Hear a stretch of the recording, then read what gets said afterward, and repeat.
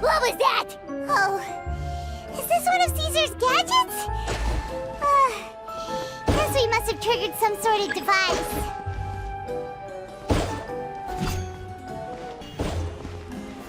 Gather!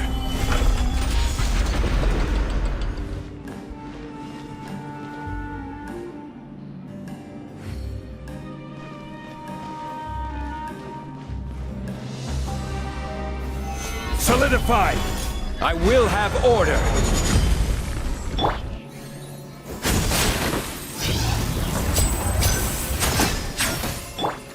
Rain outlines your fate. Rain Cutter! Illusion shattered! Ha! Ha! And voila! Whoa.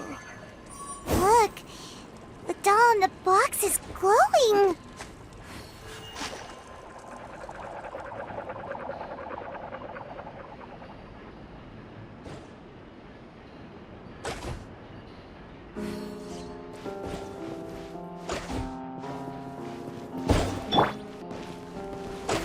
Gather! There's something written on the card on this doll. Let's take a closer look.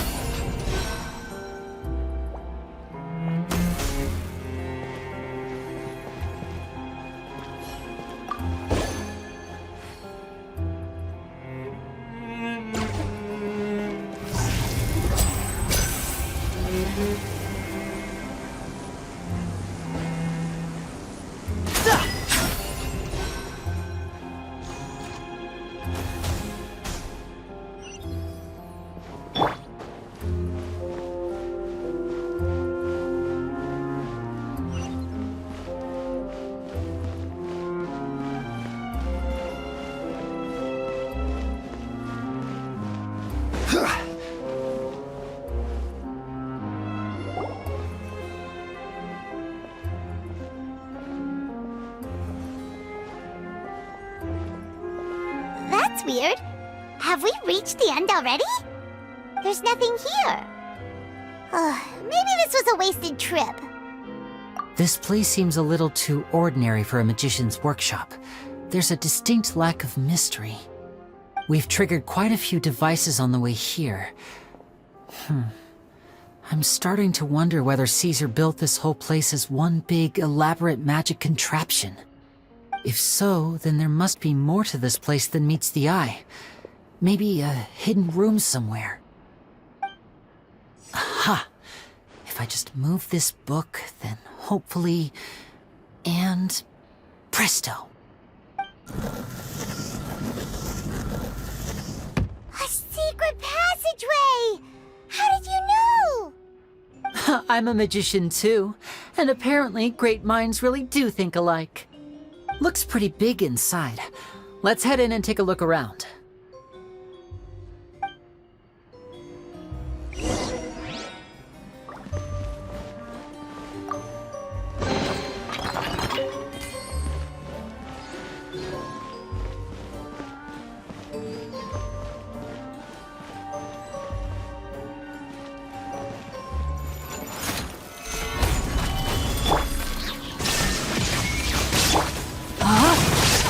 Rain outlines your fate. Step right up.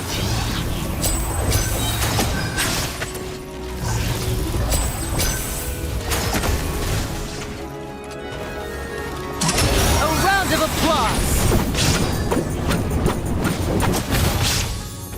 Now disappear.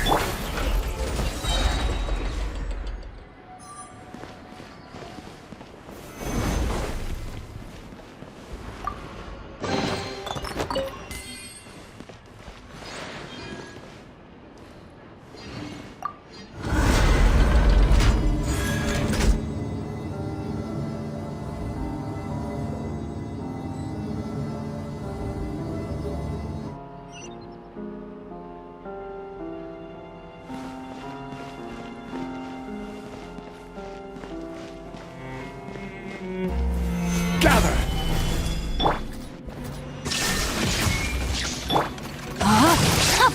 Rain outlines your fate. Let me weave it. And voila!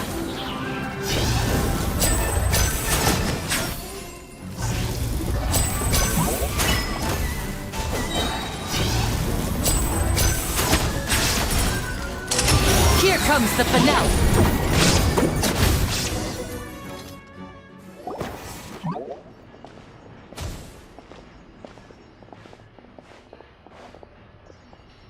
Why have you stopped, Lyney?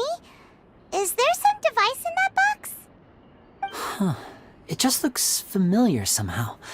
Let me check this out for a second while you guys go on ahead. If anyone makes a major discovery, let's rendezvous here. All right, see you in a bit.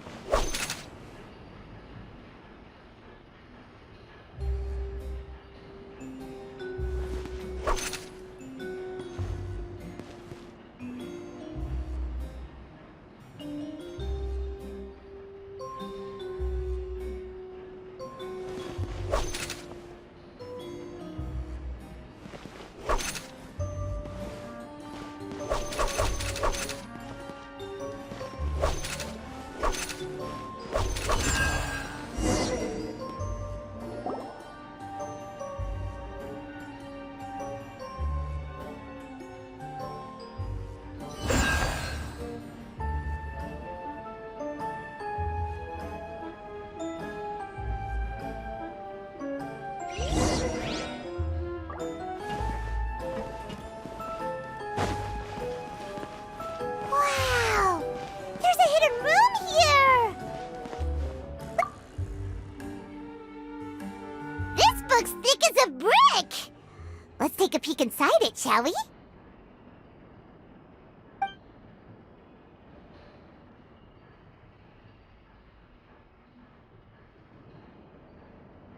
It seems like something's bothering Lorenzo lately, but he won't open up to me about it.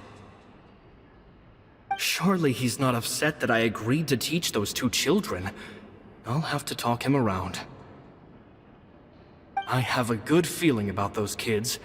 They're naturally talented, and it seems like they're not new to the world of magic. They have all sorts of fantastic ideas. All I'm really doing is helping them develop a more professional standard training plan. They wanted to call me Master, but I told them they absolutely mustn't. Any magician worth their salt could have taught them what I have. They're the geniuses here. Compared to them, I don't deserve to be called any sort of Master. With time, I have no doubt that they could become far greater magicians than I. My only concern is why they're so mature for their age. I fear they've had to grow up too fast. I don't dare to imagine what they must have been through. Gemma thinks so too. She doesn't like being around them. Says that their eyes are too piercing. They don't bother me, but then again, I've never been the sharpest tool in the shed.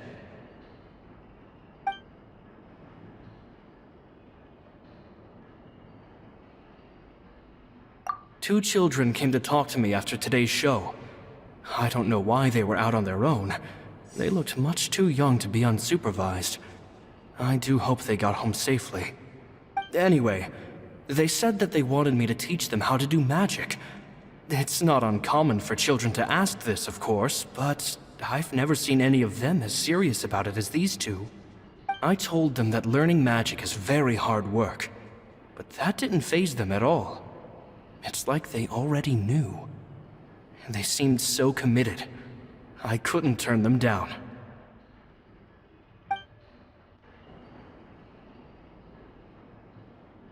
It's nearly time for me to go on tour. I asked the two kids if they'd like to come with me, but they shook their heads. I once overheard them talking about their father and their mission. Sounds like their parents have other plans for them. I guess we'll be parting ways soon. It's only been 10 days since I first met them, but I think that I've gotten a feel for their personalities now. They're very tough, but also very cautious, and they trust no one but each other. This, I fear, is not a good habit to have. They hide things from me too. For example, when I asked them where they live and why they wanted to learn magic, they lied. That's the thing about children. Whenever they're trying to cover something up, it always shows somehow. I can sense that their lives have been hard, possibly even dangerous too. They're not like other children. It's a shame that I can't do more to help them. After thinking things over, I decided to tell them a bit about how I see the world. It's full of lies and falsehoods, and that is why we must find our own truth. P.S. I hope they won't find my nagging annoying. Children are so opinionated nowadays. Will it do them more harm than good for someone they've only known 10 days to lecture them like that? P.P.S. Maybe I'm overthinking this. Children aren't interested in grand philosophies. It probably just went in one ear and out the other. I bet they've already forgotten every word I said. Oh, Cesar, Cesar. Just mind your own business next time.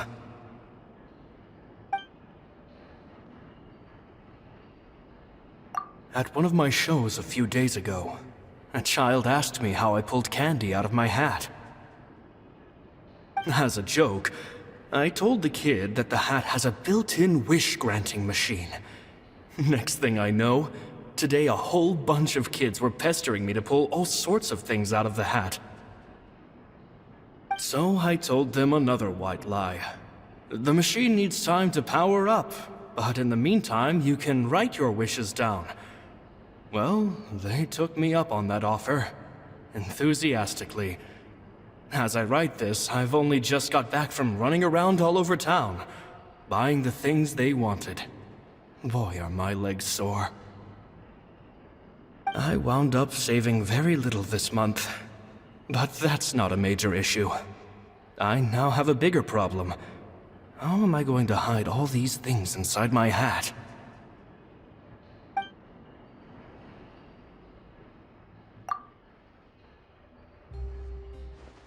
Two magic geniuses with a father and a mission, huh?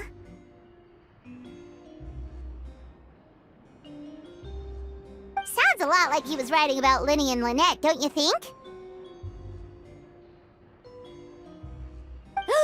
So did they meet Cesar when they were kids? Let's go ask Lyney!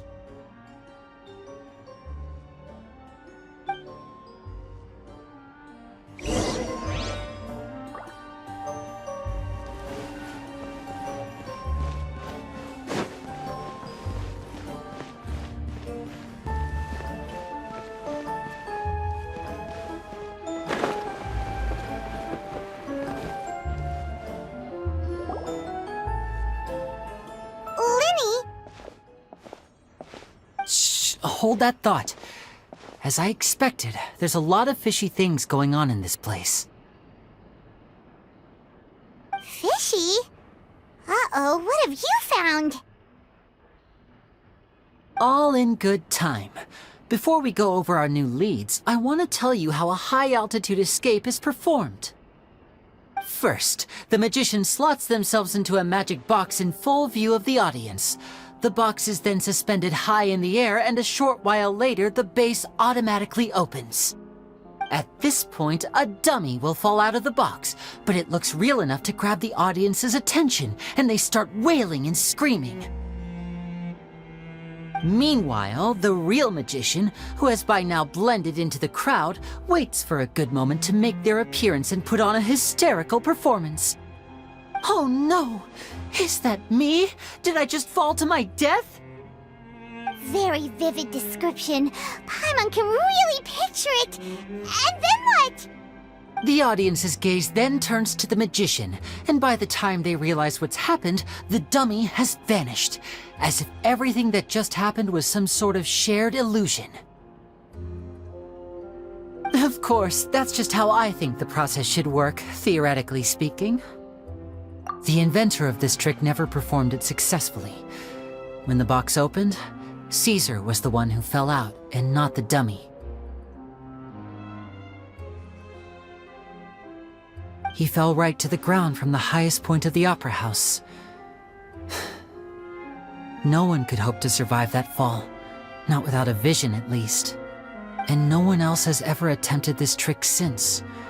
My understanding of how it works is just based on what I could gather from his notes and the relevant gadgets here in his workshop. So Caesar's famous high-altitude escape has never been done, huh? Paimon was about to say how cool it would have been to see it in person, but if it's that dangerous, it's probably for the best that no one else tries to do it. Wait a second. So if a dummy's supposed to drop out of the box, then where does the real magician go? How does he get out? Glad you asked. That brings us to the secret of said box.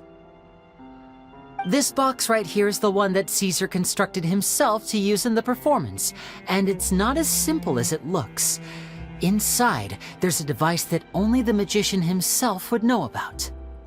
Once the magician's inside and the box is lifted up into the air, the audience's view of the box is fixed at a certain angle. From where they're standing, they have a clear view of the front, sides, and bottom, but the back and the top are now no longer visible. At this point, the magician presses a button inside the box, opening a secret door out of view. He then escapes through this trapdoor onto the opera house roof, waits for the dummy to fall and distract the audience, and quietly returns to ground level. That's way simpler than Paimon imagined. Even Paimon could probably do it. Well, there's a little more to it than that, of course. The hardest part of this trick is controlling the audience's mood and reactions. That takes an exceptional degree. There's the falling dummy, the miraculous reappearance, the pompous performing. Maybe the magician would even have themselves tied up before it begins to strengthen the impression that there's no escape.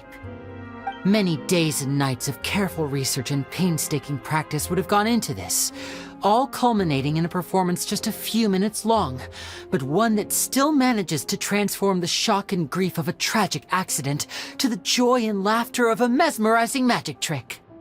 Cesar was a highly accomplished magician, but unfortunately, even he didn't manage to pull it off. So, how did it go so wrong? You said you found some fishy stuff here. Have you figured out what really happened? I can make a pretty good guess. I looked into the case files. The magic box Cesar was using at the time of his death had the secret button I mentioned positioned on the right-hand side. And, sure enough, he always used his right hand as his dominant hand in public. Okay. Nothing suspicious there. But here's the strange thing. Most of the devices in this workshop have the mechanism on the left-hand side, including this box right here, which leads me to believe that Cesar was in fact left-handed. Because a magician can't afford to have their most basic habits stand out too much. People naturally focus their attention on the most important details of the task or situation at hand. But a magician needs to be able to redirect an audience's attention at will, so as to avoid arousing their suspicion. The essence of magic is getting people to believe a lie. If even the truth raises eyebrows, the falsehoods become all the more difficult to mask. And so, Cesar trained himself to use his right hand to align with his audience's expectations. Great magic always requires sacrifices. But in his most stressful and nerve-wracking moments, and when no one was watching, reflex would kick in and he'd use his left hand. That's why he set his gadgets with the mechanism on his left. Exactly. I think that's likely what happened. Cesar would have been under a lot of time pressure during the escape. He'd have had mere seconds to open the hidden compartment, retrieve the dummy, then open the secret door and make a swift escape. But I'm sure he was confident. He would have rehearsed countless times to the point where it was second nature. He'd barely need to think about what he was doing because muscle memory would guide him through.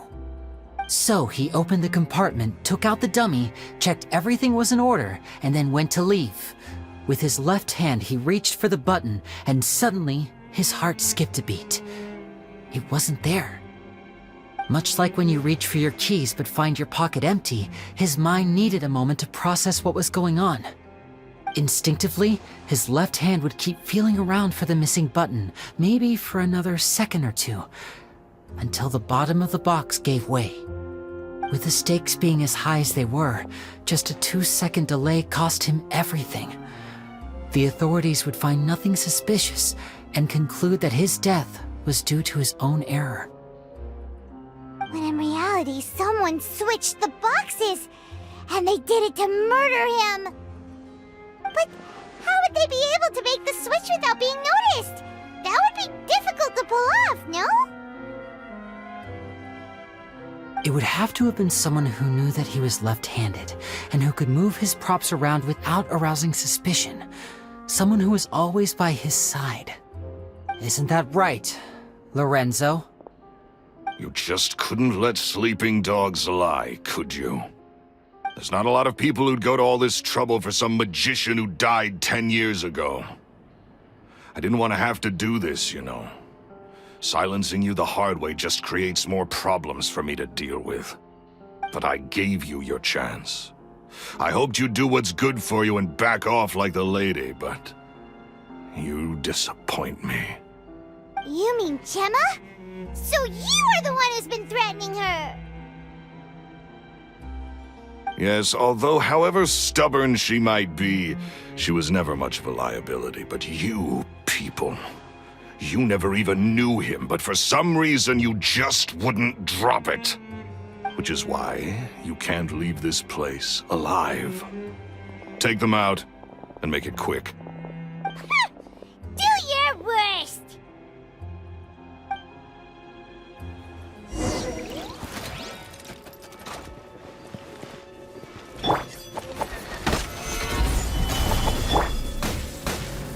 There is no escape!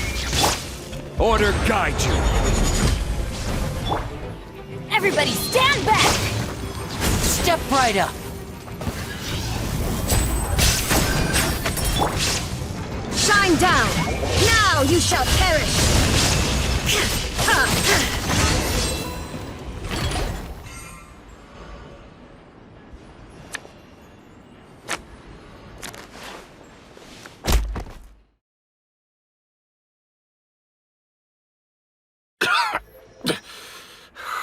You kids are tougher than you look.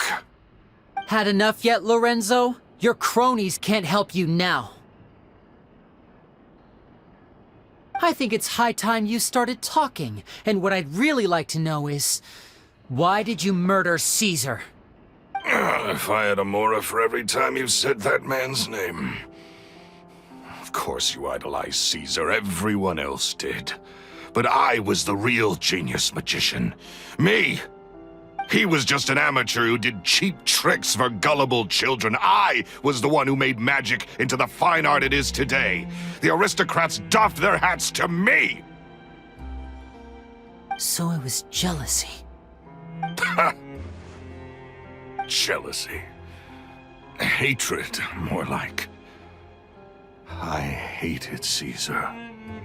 All he cared about was his magic. He lived and breathed it. He poured everything into his street performances and his stupid tours like it was just a hobby to him, never bothering to think about Mora. What sort of fool devotes their life to the art of deception and never has a Mora to show for it? But the people loved him, didn't they? Oh, how they looked up to him. No one gave me a second look. All I ever heard was, "Oh, your master's amazing, isn't he?" Amazing. Yeah, so amazing that he was completely broke. Every other apprentice was living it up at their master's expense, but no, not me. I put in all the work, mastered all the skills, and it brought me nothing more than the life I already had. He forbade me from using magic to trick people out of their Mora. There was nothing he hated more than that. And with his reputation in Fontaine, it was too risky for me to go it alone. As long as he was alive, if I dabbled in my own brand of money-making magic, he would expose me, and it would destroy me. I had to kill him. There was no other way. He had to go. And this was your only motive? It was reason enough. What other motive would I need? Well, I was under the impression that there might have been other factors at play. For instance, maybe you were in love with Gemma, but she was engaged to Cesar. In love with Gemma? Don't be ridiculous. Guess I was wrong about that then. Next question. Are you the Phantom Weasel? I am. Cesar was so strict with me. He insisted that his way was the right way, that the sole purpose of magic was to bring joy to the world. I never bought into any of that.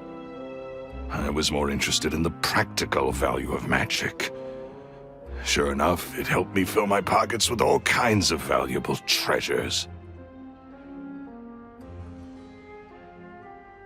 Oh, yeah! Charlotte told us that the weasel would steal whatever people valued, no matter how much it was worth. That's just how it looked from the outside. What would any thief want with second-rate loot? I've only ever targeted high-value items. I stole cheap things as a way of practicing my craft. It was other people's overactive imaginations that conjured up the preposterous image they then dubbed the Phantom Weasel. So, that's the story, huh? Well, I hope you're ready to tell it all over again during your trial. What choice do I have? You're a pack of wolves, and you've got me between your jaws. You've seen what's here, and my last-ditch effort to stop it getting out has failed. What else can I do? So be it. I've enjoyed power and wealth for the last 10 years, the likes of which Cesar could never give me. I wouldn't choose for things to end this way, but I regret nothing. Very well. In that case, I'll contact the guards. Traveler, Paimon, keep an eye on Lorenzo for me. I'll meet you just outside the workshop when I'm back.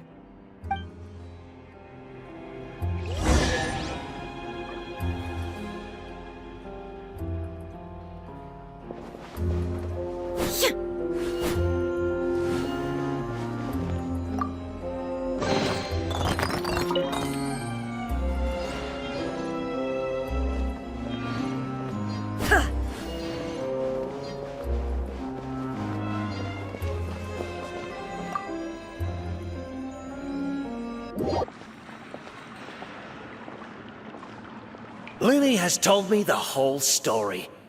Lorenzo, do you confess to the murder of Cesar and to framing him for the Phantom Weasel's crimes? Look who's finally developed a conscience. What kind of disciple murders their own master? I hope it was worth it, because there'll be hell to pay.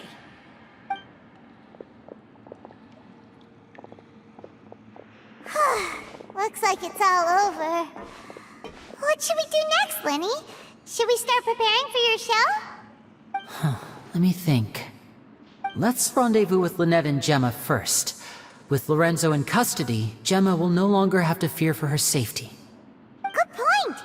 We should go tell Gemma the good news right away! It'll give her some peace of mind for sure!